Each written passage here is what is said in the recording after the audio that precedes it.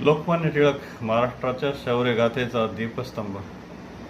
स्वराज्य हा माझा जन्मसिद्ध हक्क आहे आणि मी तो मिळवणारच, ही गर्जना आजही प्रत्येक भारतीयाच्या हृदयात धगधगते. लोकमान्य टिळक हे केवळ इतिहासातील एक नाव नाही, तर त्यांनी रूढ केलेली क्रांती, विचारशक्ती आणि निर्भयता आजही महाराष्ट्राच्या भूमीत ऊर्जा देत आहे आणि देऊ शकते पण भविष्यामध्ये. क्रांतीची मशाल टिळकांचा एक जो सिंहनाद. गुलामगिरीच्या अंधारात देश जेव्हा हरवलेला होता, तेव्हा टिळकांची लेखणी जनजागृतीची मशाल बनली. केसरी आणि मराठासारख्या अग्रगण्य पत्रिकांद्वारे त्यांनी सामान्य जनतेला सामाजिक आणि राजकीय साक्षरतेची भिंत दिली. त्यांच्या विचारांनी एक वैचारिक क्रांती सुरू झाली, जी शिक्षण, धर्म, परंपरा आणि राजकीय अधिकार यांच्यात समन्वय साधणारी होती.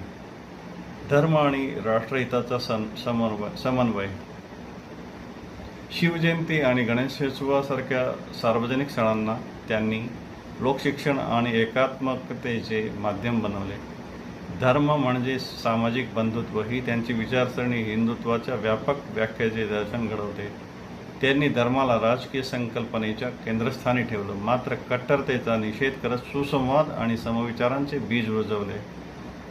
लोकमान्य टिळक महाराष्ट्राचा दीपस्तंभ. महाराष्ट्राच्या मातेने घडविला जो दीप, तोच टिळक, स्वराज्याचा दीपस्तंभ, तेजाचा साक्षात.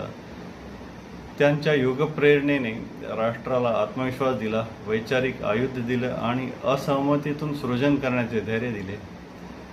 आजच्या काळात टिळकांचे महत्त्व, आजच्या डिजिटल युगातही टिळकांची शिकवण आणि गर्जना आपल्याला प्रश्न विचारायचं, अन्यायाविरुद्ध उभं राहण्याचं आणि समविचारांची मशाल जिवंत ठेवण्याची प्रेरणा देते.